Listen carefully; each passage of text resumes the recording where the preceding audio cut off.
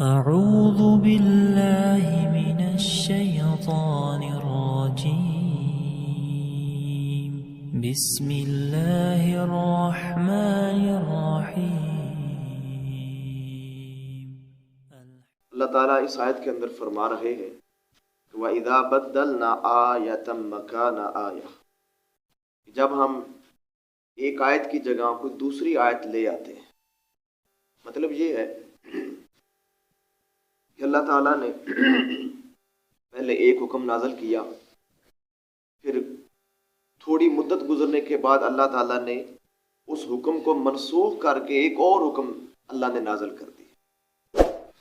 قرآن مجید کے اندر کچھ ایسی آیات ہیں جو بعد میں اللہ نے ان کے حکم کو منسوخ کر دیا، جیسا کہ ہم پیچھے پڑھ کے آئے ہیں کہ جو زناکار عورت تھی اس کا اللہ نے اس کی سزا کا حکم دیا تھا کہ اس کو گھر کے اندر قید کر دیا جائے جب تک اس کو موت نہ اٹھا لے یا اللہ کوئی فیصلہ نازل نہ کر دے۔ پھر اللہ نے اس حکم کو منسوخ کر کے سورہ نور کے اندر یہ حکم نازل کر دیا کہ اب اس کو 100 کوڑے مارے جائیں گے۔ اب یہ اللہ تعالیٰ سارے اختیارات کا مالک ہے، وہ جب چاہے جتنا چاہے جو حکم نازل کرے، پھر جب چاہے اس حکم کو منسوخ کر دے۔ اس طرح ہم پیچھے پڑھ کے آئے ہیں کہ دوسرے پارے کے شروع کے اندر پڑھ کے آئے ہیں کہ پہلے حکم یہ تھا کہ مسلمان بیت المقدس کی طرف منہ کر کے نماز پڑھتے تھے جو فلسطین کے اندر ہے۔ بعد میں اللہ نے وہ قبلہ چینج کر دیا، بیت اللہ کو بنا دیا۔ اب اس کے اوپر مشرکین مکہ نے اور خاص طور پر جو اہل کتاب تھے انہوں نے بڑا اعتراض کیا، یہ کیسی شریعت ہے، پہلے حکم کچھ ہوتا ہے بعد میں تبدیل کر دیا جاتا ہے۔ تو اس کا اللہ نے یہ پھر جواب دیا کہ میں بادشاہ ہوں، وہ بادشاہ جب چاہے جو چاہے وہ کر سکتا ہے۔ وہ بادشاہ کیا ہوا کہ جو کوئی حکم منسوخ ہی نہیں کر سکتا، کوئی حکم بدل ہی نہیں سکتا، وہ بادشاہ کیسے ہوا؟ تو اللہ فرماتے ہیں میں صاحب اختیار ہوں، میں مالک الملک ہوں، میں جب چاہوں جس وقت چاہوں کوئی حکم بدل دوں، یہ میرے اختیار کے اندر ہے۔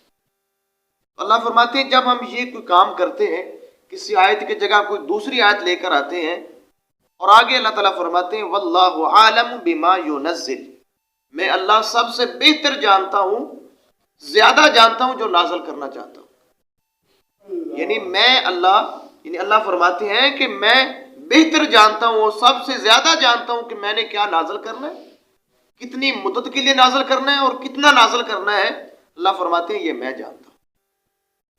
تو آگے اللہ تعالیٰ فرماتے ہیں کہ جب یہ ہوتا تھا، یعنی جب کوئی حکم منسوخ ہوتا، کوئی آیت تبدیل ہوتی، تو لوگ اعتراض کرتے جناب محمد الرسول اللہ صلی اللہ علیہ وسلم کے اوپر۔ لوگ کیا آپ کو کہتے قالوا انما انت مفتر، لوگ آپ کو کہتے کہ آپ تو خود قرآن گھڑنے والے ہیں، آپ تو مفتر ہیں، مفتری ہیں، گھڑنے والے ہیں۔ یہ جو کبھی کچھ کہتے ہیں کبھی کچھ کہتے ہیں، تو کہتے تھے اس سے معلوم ہوتا ہے کہ یہ کلام اللہ کا نہیں ہے، یہ آپ بناتے ہیں، تو جب آپ چاہتے ہیں تبدیل کر دیتے ہیں۔ تو اللہ فرماتے ہیں اکثرہم بل اکثرہم لا یعلمون، میرے نبی آپ پریشان نہ ہونا، ان لوگوں کی اکثریت علم ہی نہیں رکھتی، ان کو پتہ ہی نہیں ہے۔ اگر ان کو علم ہوتا یقیناً جتنی پہلی شریعتیں آئی ہیں ان کے اندر بھی اللہ نے کچھ تبدیلیاں کی ہیں۔ تو اللہ فرماتے ہیں کہ ان کو علم نہیں، اگر علم ہوتا تو ایسی باتیں نہ کرتے۔ جیسے کہ موسیٰ علیہ السلام کے اوپر بے شمار آیات ایسی تھیں جو بعد میں تبدیل کر دی گئی۔ اس طرح اہل کتاب نے ان سے ان کے ساتھ اعتراض کیا، ان کے اوپر بہت زیادہ تنقید کی گئی، خاص طور پر یہودیوں نے موسیٰ علیہ السلام کے اوپر بہت زیادہ تنقید کی۔ تو اللہ فرماتے ہیں یہ میرے اختیار کے اندر ہے، میں جب چاہوں جس وقت چاہوں جو تبدیل کروں یہ میں اختیار رکھتا ہوں۔ اگر اس میں محترم بھائیوں ہم آیت کا معنی دیکھیں، آیت کا ایک معنی تو ہوتا ہے جو شرعی حکم ہوتا ہے، یعنی کوئی خاص آیت جو ہوتی ہے اس کو آیت کہتے ہیں۔ ایک اس کا معنی یہ ہوتا ہے آیت کا معجزہ اور نشانی۔ تو جس طرح ہم دیکھتے ہیں کہ جتنے پچھلے انبیاء گزرے ان کے اوپر اللہ نے معجزے نازل کیے، کسی کو اللہ نے یہ معجزہ دیا کہ وہ مردوں کو زندہ کر سکتا تھا، عصائے موسیٰ، اور اسی طرح ید بیضا اور دیگر معجزات اللہ نے نبیوں کو عطا کیے، لیکن جناب محمد الرسول اللہ صلی اللہ علیہ وسلم پر ایسا کوئی معجزہ نازل نہیں کیا۔ اللہ نے آپ کو سب سے بڑا جو معجزہ عطا کیا وہ قرآن کی صورت کے اندر موجود ہے، اور یہ ایسا معجزہ ہے جو قیامت تک موجود رہے گا۔ اللہ نے اس کا چیلنج کیا ہے کہ اس قرآن جیسی کوئی ایک صورت بنا کے دکھاؤ۔ آج تک اس کا جواب نہیں آیا اور نہ ہی کبھی قیامت تک آ سکے گا۔ سب سے بڑا معجزہ یہ قرآن ہے۔ باقی نبیوں کے معجزے جب نبی دنیا سے گئے معجزے بھی ختم ہو گئے، لیکن قربان جو محمد کریم علیہ الصلوۃ والسلام کی عظمت کے اوپر، شان کے اوپر، کہ آپ کا معجزہ قیامت تک رہے گا اور اس کا چیلنج بھی قیامت تک برقرار رہے گا۔ کوئی بندہ اس کا جواب نہ دے سکا ہے اور نہ دے سکے گا۔ تو اللہ تعالیٰ یہ فرماتے ہیں کہ یہ میرا نظام ہے، میں جب چاہوں کوئی تبدیل کر دوں۔ یعنی پہلے معجزے یہ تھے کہ لوگ آنکھوں سے دیکھتے تھے، ایسا ہوتا تھا، لیکن اب نے وہ اللہ تعالیٰ نے وہ معجزے کی صورت بدل دی امت محمد علیہ السلام کے اوپر۔